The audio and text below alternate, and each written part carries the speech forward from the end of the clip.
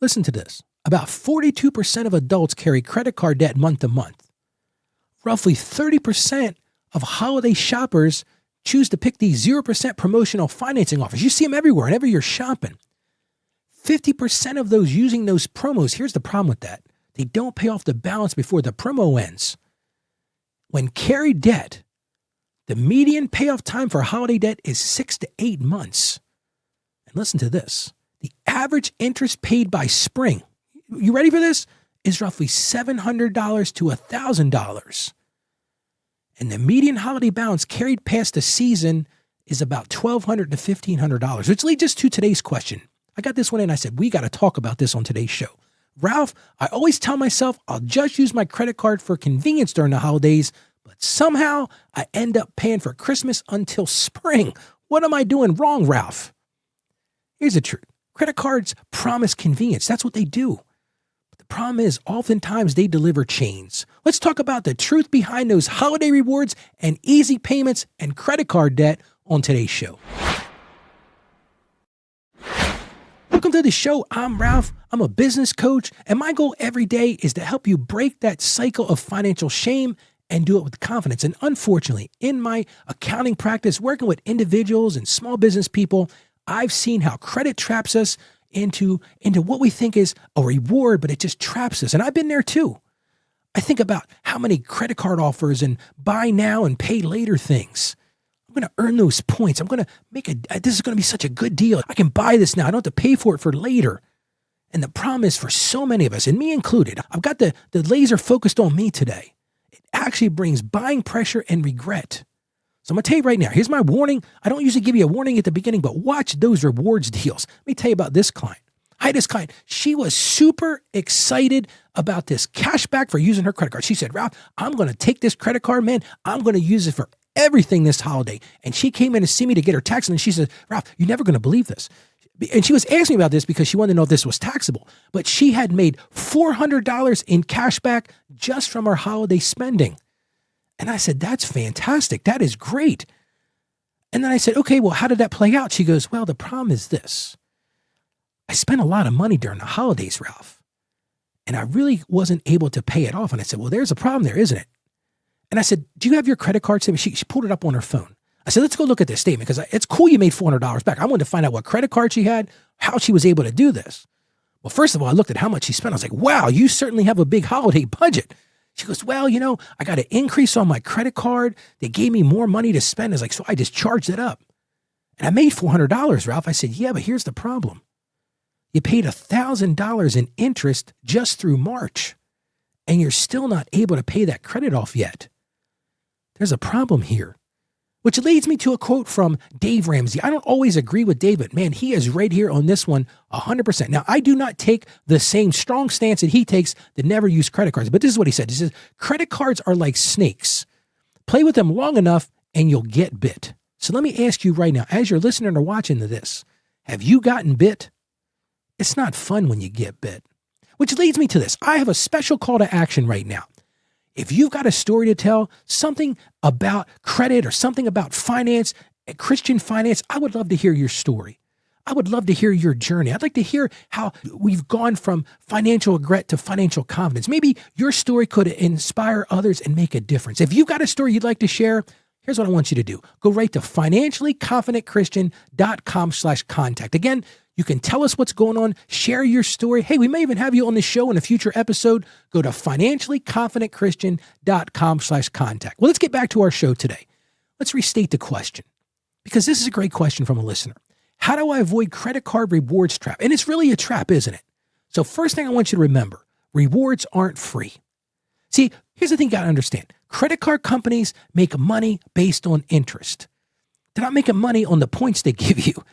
They count on you messing up. They count on you slipping. Those buy now, pay later things, they're wonderfully profitable for the banks to do those because they know most people won't pay it off. Now listen, if you're one of those people that can pay it off, like my wife and I, we bought a new bed and they had this same as cash offer for 3 years.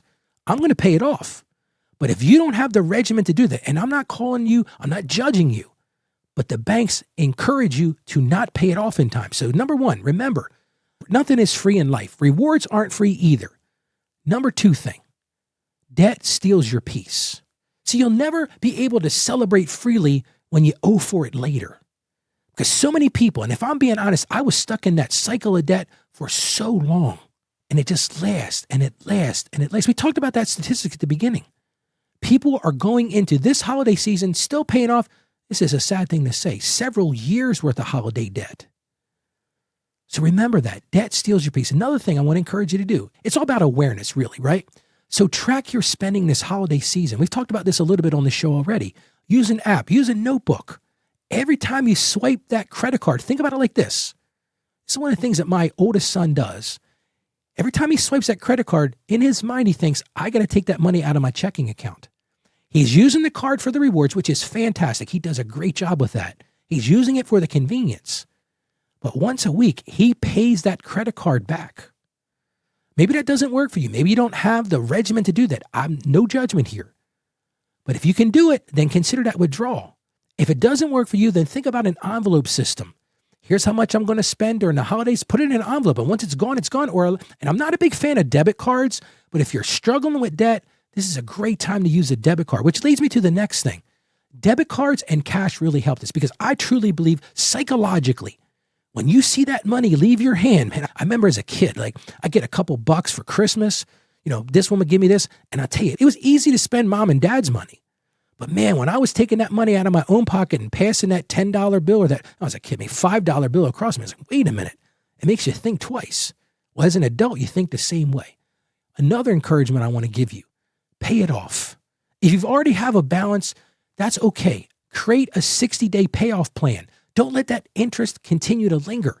That cycle is just going to bury you deeper and deeper. So if you've got a balance, let's talk about how to pay it off. I've got a ton of shows on the website to talk about how to break that cycle of financial shame, especially credit card shame, because as Dave said, they're like snakes.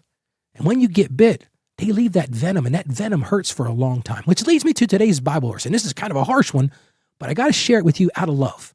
Proverbs 22:7, the rich rule over the poor, and the borrower is slave to the lender. If you've listened to my show for any length of time, you know Ralph loves this Bible verse.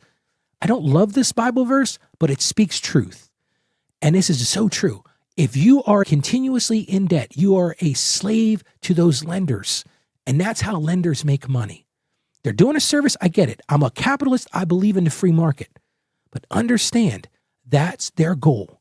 When you see those promo offers, we offer this much in credit card rewards. Just understand, if you play their game, you might get bit. You got to have the regiment not to do that. Well, how about we pray right now? Lord, right now, we don't want to get bit by that snake of credit card debt. So we ask you to give us discipline right now. Give us wisdom to use credit. And Lord, if we're one of those folks that can't do it, give us the understanding of how to do it better, because we want to desire freedom more than those rewards, Lord. And teach us, Lord, to live within our means. You provided for us. You didn't say you're going to give us comfort, Lord, but you said you'd give us provision. So help us to embrace that. Help us to find contentment in that, and help us to really have that freedom and discipline and wisdom when we look at the joy of the holidays and not going broke. And we ask this with confidence in the name of Jesus. Amen. All right. So here's your one action item for today. I want you to just think about one holiday purchase. I'm not asking you to do too much, just one holiday purchase, and switch that from credit to debit or maybe even cash this week, and feel that freedom that comes with control of doing that. And again, if you've got a story for the show, I would love to hear it. Your story might very well be featured on the show. Again, you can get to us by going to financiallyconfidentchristian.com/contact. I would love to hear. It's what grows the show, and I love hearing from my listeners. So thank you for joining me today. Remember, holiday shopping can be tempting. There's a lot of joy in that. But stay mindful of your financial well-being at the same time. And pledge today, you're going to switch one holiday purchase to cash or debit this week and embrace the peace of mind that comes with control. We talked about it yesterday. Build that intentional holiday spending plan. So go out there today and be a financially confident Christian. I have confidence in you. Have some confidence in yourself. Stay financially savvy. God bless you, and you have a great day today.